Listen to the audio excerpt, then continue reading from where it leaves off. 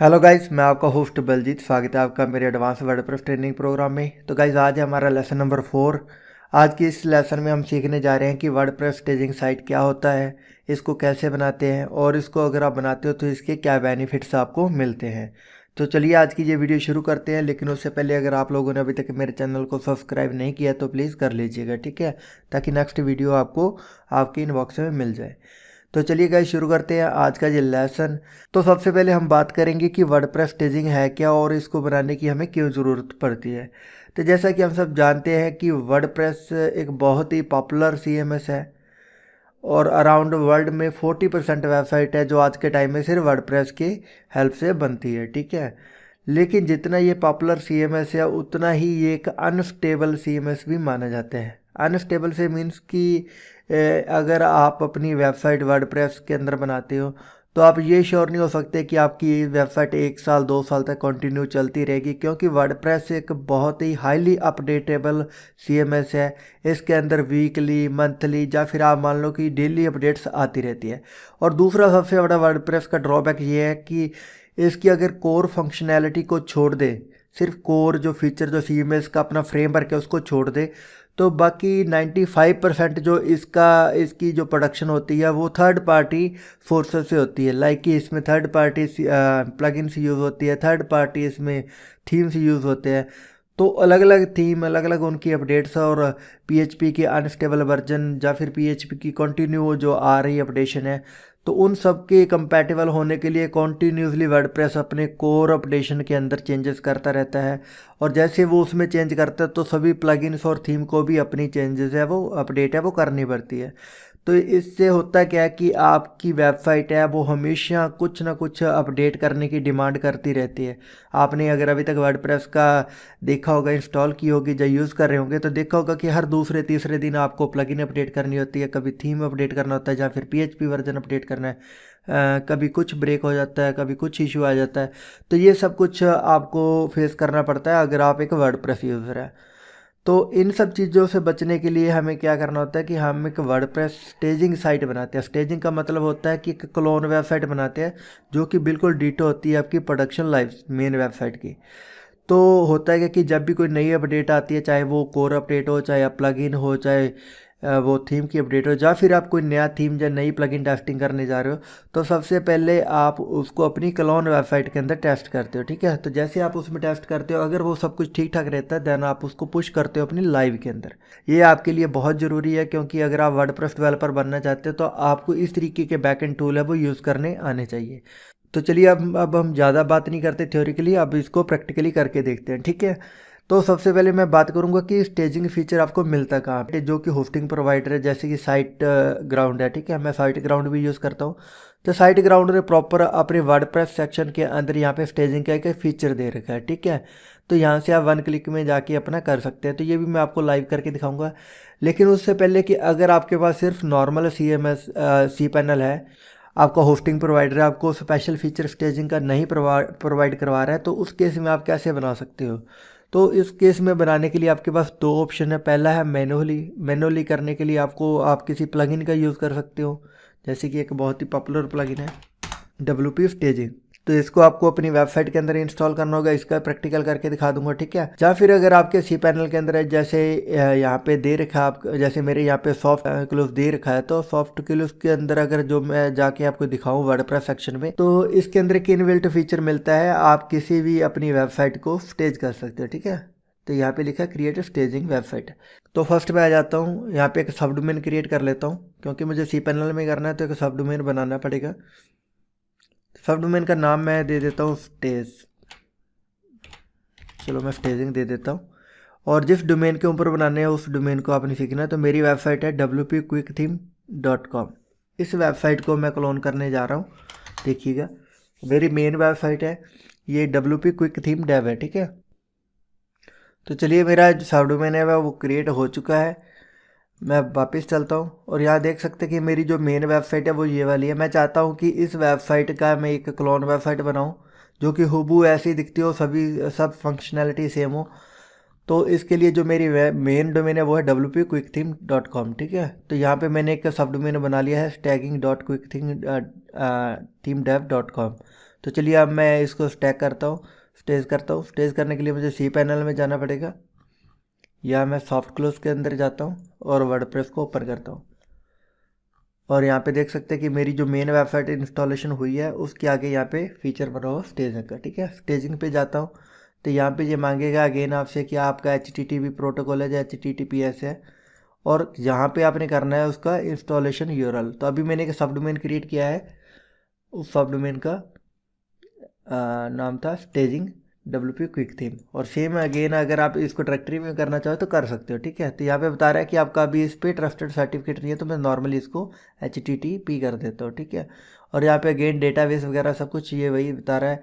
Site name क्या करना है, माई स्टेजिंग साइट मैं रख देता हूँ और इसको क्रिएट स्टेजिंग करता हूँ। तो बूम गाइस, इतना ही काम था। आप देख सकते हैं कि मेरी स्टेजिंग वेबसाइट है वो क्रिएट होने लगी है। और यहाँ पे आप देखेंगे कि हूबहू सिमिलर जो कि मेरी क्विक थीम थी, सॉरी WP, तो मैं इसको यहाँ कर देता हूँ, हटा ही देता हूँ। देखिए ये है मेरी मेन वेबसाइट wpquicktheme.com, और यहाँ पे देखिए ये है मेरी स्टेजिंग साइट। तो स्टेजिंग साइट के अंदर भी देखिए सिर्फ खाली डोमेन सब डोमेन का फ़र्क है, बाकी सब कुछ हूबहू वैसी ही है। ठीक है, और अब अगर इसको मैं बैकएंड से लॉगिन करूँ तो देख सकते हैं कि मैंने बैकएंड पे क्लिक किया तो देखिए बिल्कुल डैशबोर्ड यहाँ पे एक्सेस हो रहा है और स्टेजिंग वेबसाइट, और दोनों में कोई फ़र्क नहीं है। तो अब मैं जो चेंजेस चाहूँ अभी टेस्टिंग चाहूँ मैं स्टेजिंग वेबसाइट पे कर सकता हूँ। लेकिन यहाँ पे मैं एक बात क्लियर कर देना चाहता हूँ कि अगर आपका होस्टिंग प्रोवाइडर आपको इनबिल्ट स्टेजिंग का फीचर नहीं देता है तो उस कंडीशन में आप सिर्फ स्टेजिंग और प्रोडक्शन साइट के बीच में सिर्फ टेस्टिंग कर सकते हो। लाइव आप जो जो सर्वर होता है ना, जो कि आप लाइव अपडेट या किसी नए जो चेंजेस हैं उनको लाइव पुश करते हो, वो फीचर आपको नहीं मिलेगा। तो मान लीजिए यहाँ पे मैंने अगर किसी पेज के अंदर हेडर में जाके कुछ चेंज किया है और वो ठीक ठाक हो गया है, अब सेम मुझे अपनी इस साइट पे भी चाहिए, तो अगेन मुझे वो सब मैनुअली टास्क करना पड़ेगा उस पे आके। मैं सिर्फ वहाँ पे यही इश्योर करके आऊँ अपनी स्टेजिंग साइट पे कि ये चीज़ काम करेगी, बस दैट्स इट। और बाकी सब काम मुझे वहाँ पे आके मैनुअली करना है। ठीक है, तो इस चीज़ से बचने के लिए ही सिर्फ कि वहाँ पे डायरेक्ट कहीं लाइव चेंजेस करने पर आपकी वेबसाइट ब्रेक ना हो जाए, हम स्टेजिंग का यूज़ करते हैं। अब मैं आप लोगों को इनबिल्ट फीचर दिखा देता हूँ कि मान लीजिए आपको अपने सी पैनल में ये फीचर नहीं मिलता, तो फिर आपको क्या करना पड़ेगा अपनी वेबसाइट के अंदर। तो इसके अंदर जाके मैं आप लोगों को लाइव दिखा देता हूँ कि मैंने यहाँ पे एक प्लगइन इंस्टॉल किया WP स्टेजिंग। आप लोगों ने क्या करना है कि सेम प्लगइन को इंस्टॉल करना है, ऐड न्यू पे क्लिक करना है प्लगइन सेक्शन में जाके, और यहाँ पे सर्च करना है WP स्टेजिंग। तो देख सकते हैं कि मैंने यहाँ पे WP स्टेजिंग सर्च किया तो यहाँ पे एक प्लगइन आ रही है WP staging DB files and Duplicator and migration. तो यहाँ पे WP स्टेजिंग की तरफ से ये एक प्लगइन प्रोवाइड की गई है। आप देख सकते हैं काफ़ी अच्छी रेटिंग है, 5 स्टार है, तो काफ़ी इंस्टॉलेशन हो चुकी है। आपने इसको एक्टिव करना है, इसके फीचर मिल जाएंगे। ठीक है, तो यहाँ सिंपली साइट एंड स्टार्ट के अंदर क्लिक करना है आपने। तो यहाँ पे इन्होंने पहले एक चीज़ मेंशन कर दिया कि अगर आप चाहते हैं कि आपको push changes to live server करना है, कि जो आप स्टेजिंग साइट में आप लोग चेंजेस करो उसको डायरेक्ट लाइव पे आपने भेजना है साइट पे, तो आपको हमारा प्रो वर्जन है वो ख़रीदना पड़ेगा।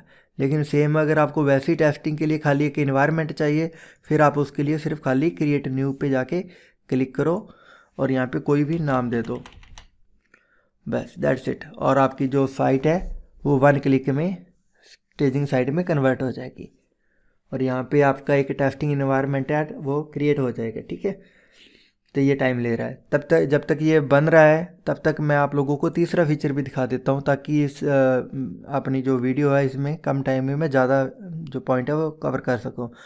तो जो मुझे सबसे अच्छा फीचर अब तक लगा है स्टेजिंग का, वो लगा है मुझे साइट ग्राउंड में। साइट ग्राउंड का ऐसा है कि ये आपको पार्टिकुलर एक फ़ीचर प्रोवाइड करवाता है, प्लस इसमें आपको लाइव जो कि पुश की भी ऑप्शन मिलती है कि आप जो स्टेजिंग साइट से लाइव अपने चेंजेस है पुश कर सकते हैं मेन सर्वर पे, मेन वेबसाइट पे।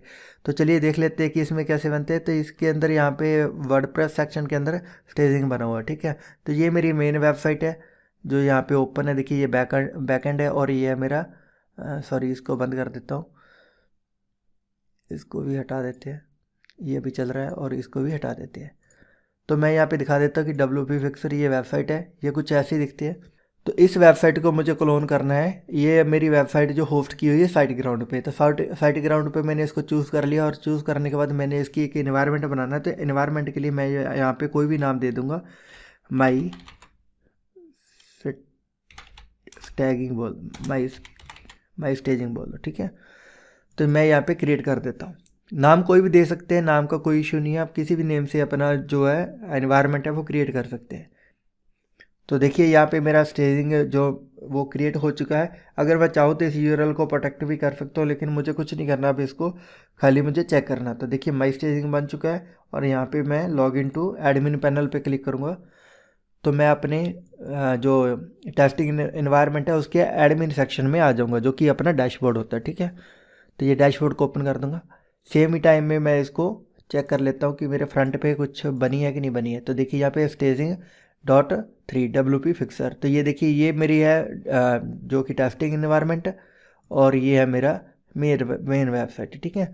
तो दोनों हूबहू एक जैसी दिखती है, सिर्फ खाली फ़र्क क्या है कि ये सब डोमेन पे है और ये मेन पे है, ठीक है। तो मैंने यहाँ पे जो अपना बैकएंड बनाया था, देखिए स्टेजिंग 1.3 में सब कुछ आपको बैकएंड में सेम टू सेम मिल जाएगा जो यहाँ पे बना हुआ था, ठीक है। अब एक चीज़ मैं आपको बताता हूँ कि जो अगर आप साइट ग्राउंड पे हो तो आपको इस स्टेजिंग फीचर का क्या बेनिफिट मिलेगा कि आप जो भी चेंजेस इसमें करते हो उसको लाइव पुश कर सकते हो अपनी मेन वेबसाइट के ऊपर। कैसे करना है मैं आपको दिखा देता हूँ। तो देखिए यहाँ पे मैं कुछ अपडेट्स देख लेता हूँ जो मैं यहाँ पे करनी है मुझे। तो मान लीजिए मुझे अपनी कोई थीम की अपडेट करनी है और मुझे चेक करना है कि कहीं थीम अपडेट के बाद मेरी वेबसाइट ब्रेक तो नहीं हो जाएगी। तो यहाँ पे एक एक्स्ट्रा और 2021 की 2 अपडेट आ चुकी है। तो मैं इसको क्या करूँगा, सबसे पहले ये देखिए ध्यान से कि मेरी स्टेजिंग साइट है, मैं यहाँ पे इसको अपडेट कर लेता हूँ। फिर मैं चेक करवा देता हूँ आपको उस साइड में भी, वहाँ पे ये अपडेट्स अभी भी हुई नहीं है। तो देखिए यहाँ पे मैंने अभी अपडेट कर चुका हूँ और मेरी अब थीम अपडेट है वो ख़त्म हो चुकी है। मैं रिफ़्रेश कर लेता हूँ। तो देखिए यहाँ पे एक्स्ट्रा अपडेट हो चुका है, 2021 अपडेट हो चुका है और ये थे मेरी टेस्टिंग इन्वायरमेंट। अब चलता हूँ मैं मेन वेबसाइट पे WP फिक्सर पे। तो यहाँ पे मैं जाके वापस देखिए अपडेट के ऊपर क्लिक करूँगा तो देखिए यहाँ पे स्टिल अभी भी ये दिखा रहा है कि आपके मेन वेबसाइट के ऊपर ये एक्स्ट्रा और 2021 है वो अभी इन अपने अपडेट नहीं हुए हैं। तो इनको मैनुअली जाके अपडेट कर लीजिए। लेकिन मैंने देखा कि यहाँ पे मैंने अपनी टेस्टिंग वेबसाइट में इनको अपडेट कर लिया है और ये बिल्कुल परफेक्टली वर्क कर रहे हैं। मेरी वेबसाइट को मैं चेक कर लेता हूँ कि कहीं से कोई टूट फूट तो नहीं गई है ना। तो अगर ये सब कुछ ठीक ठाक काम कर रही है, बिल्कुल परफेक्टली वर्क कर रही है, कहीं कोई इशू नहीं है, लेआउट बिल्कुल बराबर है, तो अब मैं क्या करूँगा कि इसको अपनी स्टेजिंग टूल से यहाँ से लाइव पे पुश करूँगा। लाइव पे पुश करने के लिए यहाँ पे एक्शन के आगे दिया गया और यहाँ पे लिखा हो फुल डिप्लॉय। अगर कस्टम डिप्लॉय पे करोगे तो आप देख भी सकते हो कि कौन कौन सी चीज़ें अपडेट हुई है, मतलब कितने कंटेंट हुए। 4 नई चीज़ें ऐड हुई है इसमें। कौन कौन सी ऐड हुई है, ये कोई WP कंटेंट कैश है, उसके अंदर ये वाला एलिमेंट ऐड हुआ है। ये कि CSS नहीं ऐड हुई है, JSS नहीं आई है और ये JSS फाइल नहीं आई है, ठीक है। और एक पुरानी कोई बिंग साइट ऑथ XML थी वो डिलीट हुई है, ठीक है। और यहाँ पे अपडेट है, ये आप देख सकते हैं कि ये इसको भी इन्होंने पुरानी जो थी फाइलें रिप्लेस होकर चेंज हुई है। तो ये थी मेरी जो मेन अपडेशन जिसको मैं देख सकता हूँ। और इवन अगर मैंने नहीं देखना है, सिर्फ खाली अब डिप्लॉय करना है, तो मैं इसको डिप्लॉय माई स्टैगिंग को कन्फर्म कर दूंगा। तो सिंगल क्लिक पर जैसे कन्फर्म करूँगा, अब आप इसका मैजिक देखना कि जैसे ही यहाँ पे ये सक्सेसफुली कंप्लीट करेगा, मैं वापस आपको अपनी मेन वेबसाइट पे जाके रिफ़्रेश करके दिखाऊंगा कि वहाँ ऑटोमेटिकली जो थीम्स थे वो अपडेट हो चुके होंगे। तो देखिए यहाँ पे your request is being processed दिखा रहा है। तो चलिए इसको कंप्लीट होने देते हैं। वाह, तो यहाँ पे देख सकते हैं ऑसम कि हमारा जो कंप्लीट हो चुका है प्रोसेस। मैं इसको क्लोज़ करता हूँ और अब मैं लेके चलता हूँ आप लोगों को अपनी मेन पे। तो ये हमारी स्टैगिंग साइट है, इसको क्लोज़ कर देते हैं क्योंकि काम ख़त्म हो गया। ये भी स्टैगिंग है, इसका भी काम ख़त्म हो गया, यहाँ ऑलरेडी अपडेट है। अब ये है मेरी, फिर से ये वही और टैब है, इसको हटा देते हैं। तो ये अब मेरी मेन वेबसाइट wpfixer.com। एक बार इसको रिफ़्रेश करूँगा, लेकिन उससे पहले देख लीजिए जहाँ पे थीम्स अपडेट नहीं हुई थी, ठीक है, अपडेट होने वाली थी। अब मैं रिफ़्रेश करूँगा तो देखना कि ये थीम अपडेट गायब हो जाएगी क्योंकि हमारे थीम है वो ऑटोमेटिकली अपडेट हो चुकी है। तो बूम, यहाँ पे देखिए कि कोई अपडेट पेंडिंग नहीं है, सब अपडेट हो चुकी है। मैं थीम सेक्शन के अंदर भी आपको जाके दिखा देता हूँ कि कुछ भी अपडेट होना बाकी नहीं है क्योंकि इनको हमने डिप्लॉय कर दिया अपनी जो टेस्टिंग इन्वायरमेंट से मेन पे। तो देखिए ये अपडेट हो चुका। तो होप सो कि आप लोगों को अपनी स्टेजिंग वेबसाइट बनाने का आइडिया मिल गया होगा। अगर फिर भी आप लोगों को कोई डाउट है तो आप प्लीज़ मुझे कमेंट सेक्शन में पूछिएगा या फिर अपने एफबी ग्रुप में जाके पोस्ट कर दीजिएगा, ठीक है जी। तो हमारा नेक्स्ट लेक्चर है वो उसकी मैं इन्फॉर्मेशन आपको एफबी ग्रुप में डाल दूंगा। Thank you so much.